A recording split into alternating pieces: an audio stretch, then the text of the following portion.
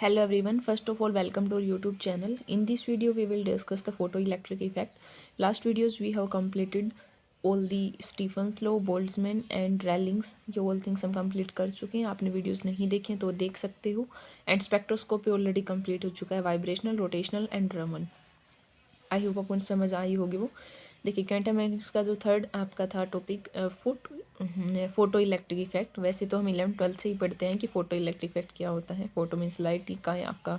यहाँ पे जो इलेक्ट्रॉन का एमिशन होगा जब कोई भी रेडिएशन आप डालते हो किसी भी मेटल सरफेक्स के ऊपर. सिंपल वर्ड्स में हम बोलते हैं फोटो इलेक्ट्रिक. मान लो ये आपका कोई भी मेटल सरफेक्स है, आपने रेडिएशन डाल ली तो इसमें से जो इलेक्ट्रॉन का एमिशन हो के बाहर, तो उसको हम फोटो इलेक्ट्रिक एमिशन बोलते हैं. ठीक है, तो फोटो इलेक्ट्रिक इफेक्ट में क्या होता है कि जब कोई भी बीम ऑफ रेडिएशन है, जैसे ये कोई भी बीम ऑफ रेडिएशन भी वो फॉल करे किसी पर्टिकुलर फ्रिक्वेंसी है, कोई भी मेटल सरफेक्स में ले लिया आपने, जैसे कोई भी मेटल सरफेक्स है आपकी. ठीक है, तो मेटल सरफेक्स पे जब आपने कोई भी रेडिएशन डाली पर्टिकुलर फ्रिक्वेंसी की, तो उसमें से जो मेटल के ऊपर जब आपने रेडिएशन डाली तो जो इलेक्ट्रॉन का एमिशन होगा उस सरफेक्स से, तो ये जब अकर होता है इफेक्ट ऑफ, हम देखते हैं कि एब्जॉर्प्शन हुआ एनर्जी का इलेक्ट्रॉन के द्वारा, जो भी इंसिडेंट रेडिएशन आई ना तब क्या हैपन हुआ उसमें, जो भी पार्टिकल की बाइंड एनर्जी क्या क्या लगा उसमें. तो जो इलेक्ट्रॉन का एमिशन होता है यहाँ पे सरफेक्स से जो पार्टिकल जाते हैं इसमें इलेक्ट्रॉन, तो उसको हम फोटो इलेक्ट्रिक इफेक्ट बोलते हैं. तो आप ऐसे भी बोल सकते हो कि जो फोटो इलेक्ट्रॉन्स होते हैं ना वो एमिट ओनली विद, अगर आप किसी सर्टेन मिनिमम फ्रिक्वेंसी की लाइट उस पर डाल रहे हो जिससे हम कोई भी रिएक्शन को कंप्लीट, आपने देखा होगा कि हम देखते हैं जर्नल क्या होता है कि रिएक्शन को कंप्लीट होने के लिए हम बोलते हैं जैसे एक्टिवेशन एनर्जी, थ्रेशोल्ड एनर्जी की जरूरत है. भाई मॉलिक्यूल कितने एक्टिवेट होंगे तभी आपका रिएक्शन प्रोडक्ट रिएक्टेंट से प्रोडक्ट में कन्वर्ट हो सकती है कंप्लीट रिएक्शन के लिए. तो वैसे ही यहाँ पर भी हमें एक थ्रेशोल्ड फ्रिक्वेंसी की जरूरत पड़ेगी जिसमें आपका मेटल है ना वो इतनी एनर्जी को गेन कर ले उतनी फ्रिक्वेंसी, तब वो आपका एमिशन टेक प्लेस करेगा. जो भी काइनेटिक एनर्जी होती है ना, जो भी इलेक्ट्रॉन आपके एमिट होके जाती हैं वो बढ़ती जाती है जब आप फ्रिक्वेंसी को इंक्रीज कर रहे हो ना इंसिडेंट लाइट की, तब वो इंक्रीज, बट वो इंटेंसिटी के ऊपर कोई इफेक्ट नहीं पड़ता, वो अनअफेक्टेड रहती है अगर आप लाइट की इंटेंसिटी को कम या ज़्यादा कर रहे हो.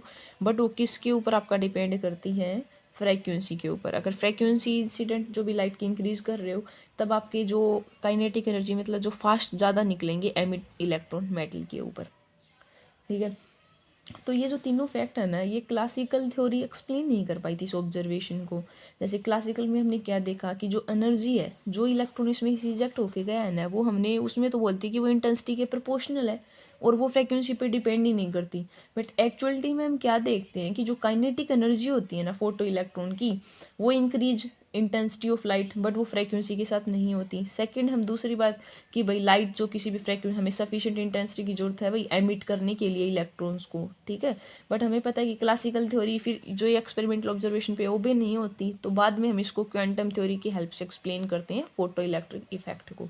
ठीक है, तो सिंपल इफेक्ट तो यही है, जैसे आपका कोई मेटल सरफेक्स लेते हैं ये लाइट आती है वाली, बाद में इसे इजेक्टेड इलेक्ट्रॉन्स, तो उसके बाद आप इसमें काइनेटिक एनर्जी तो आपको पता है मोशन के कारण आती है, वैसे एनर्जी कितनी मोशन आइए तो काइनेटिक एनर्जी कितनी हो जाती है, वह तो सिंपल कैसे होती है 1/2 mv² होती है. ये तो सिंपल फॉर्मूला है. और ये आपको पता है एक वर्क फंक्शन वो equal to h mu. Work function क्या होता है, कितनी वर्क की रिक्वायरमेंट है इलेक्ट्रॉन को इजेक्ट करवाने के लिए मेटल सरफेक्स से. मींस आप ये समझो जैसे ये कोई मेटल सरफेक्स है, यहाँ पे 100 पार्टिकल है, वैसे जर्नल में एक्सप्लेन कर रही हूँ कोई एग्जांपल लेके. ठीक है, अब आपने कोई लाइट डाली, अब हमें क्या करना है इलेक्ट्रॉन का इजेक्शन करवाना.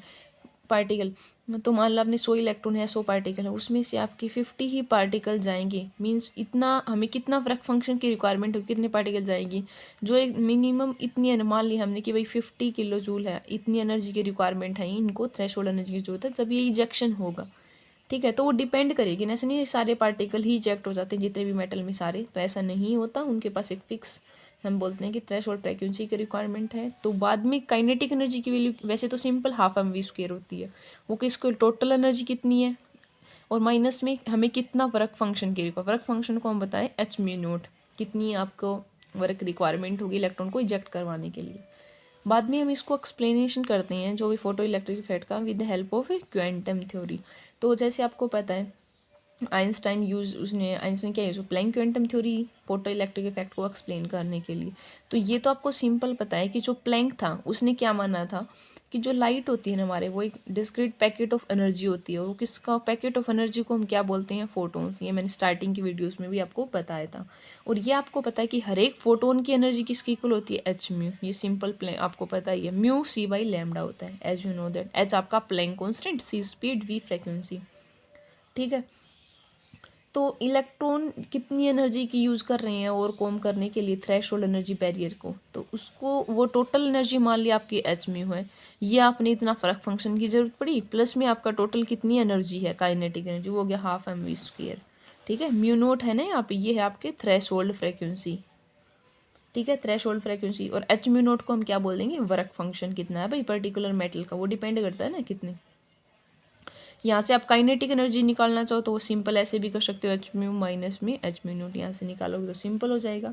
तो काइनेटिक एनर्जी डिपेंड कर रही है ना कि इंसिडेंट लाइट आ रही है ना उसकी फ्रीक्वेंसी के ऊपर, वो इंटेंसिटी के ऊपर तो कहीं पे डिपेंड नहीं कर रही, इससे डायरेक्टली फ्रीक्वेंसी से वेरी कर रही है काइनेटिक एनर्जी। तो यही, लेकिन क्लासिकल में अपोजिट था तो उसे एक्सप्लेन नहीं हो पाया था, बट क्वांटम ने एक्सप्लेन कर दिया, ठीक है। तो बाद में हम काइनेटिक एनर्जी जो भी फोटो इलेक्ट्रॉन है उसका, और जो फ्रीक्वेंसी है ना इंसिडेंट लाइट का, वो ग्राफ देखते हैं। वो क्या आता है? एक स्ट्रेट लाइन ग्राफ आता है काइनेटिक एनर्जी का और फ्रीक्वेंसी का, मीन्स वेरी कर रही है आपकी। अगर आप लाइट की इंटेंसिटी को इंक्रीज कर रहे हो ना, तो जैसे आप मान रहे कि जितने नंबर ऑफ फोटोन उस पर स्ट्राइक करेंगे मेटल सरफेक्स के, उनका पर यूनिट टाइम भी इंक्रीज हो जाता है। जितने ज़्यादा इलेक्ट्रॉन एमिट करेंगे तो काइनेटिक एनर्जी आपकी अनइफेक्टेड रहती है, कोई इफेक्ट नहीं पड़ता। यही हमें क्वांटम थ्योरी की हेल्प से इसको एक्सप्लेन भी करते हैं।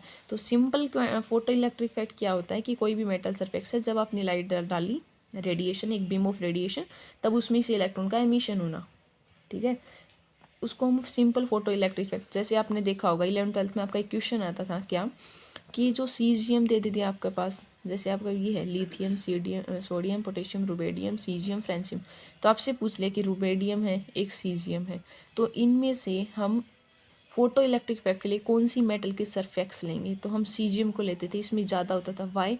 ये आपको पता है कि लार्ज जितना साइज होगा तो फोर्स ऑफ अट्रैक्शन कम हो जाएगा न्यूक्लियस से, उतना दूर होगा। तो देखो, एक तो आपका ये न्यूक्लियस, यहाँ से आपको इलेक्ट्रॉन निकालना हो किसी को, और एक यहाँ पर निकालना हो, तो जितनी ज़्यादा डिस्टेंस होगी उतना फोर्स ऑफ अट्रैक्शन वीक हो जाएगा। तो मीन्स हमें कम एनर्जी की ज़रूरत पड़ेगी ना यहाँ से इलेक्ट्रॉन निकालने के लिए। तो वैसे ही तभी हम इसको सीजियम मेटल सरफेक्स ज़्यादा यूज़ करते हैं, क्योंकि लार्ज साइज है, अट्रैक्शन फोर्स वीक होता है, तो हम आसानी से आपका इलेक्ट्रॉन एमिशन हो जाता है। और स्मॉल साइज वाले का टेक प्लेस आसानी से नहीं होता। तो ये सिंपल वैसे नॉलेज के लिए क्वेश्चन था, और ये हमने फोटो इलेक्ट्रिक में बता दिया। यहाँ से आप एक्सप्रेशन इसका कर सकते हो, 2 या 3 नंबर में भी आपसे पूछ सकते हैं। तो आई होप आपको ये फोटो इलेक्ट्रिक इफेक्ट समझ आया होगा। नेक्स्ट वीडियोस में we will discuss Planck quantum theory, उसका एक्सप्रेशन देखेंगे हम, काफ़ी इंपॉर्टेंट होता है प्लैंक रेडिएशन लॉ वाला। Happy learning and thanks for watching my channel.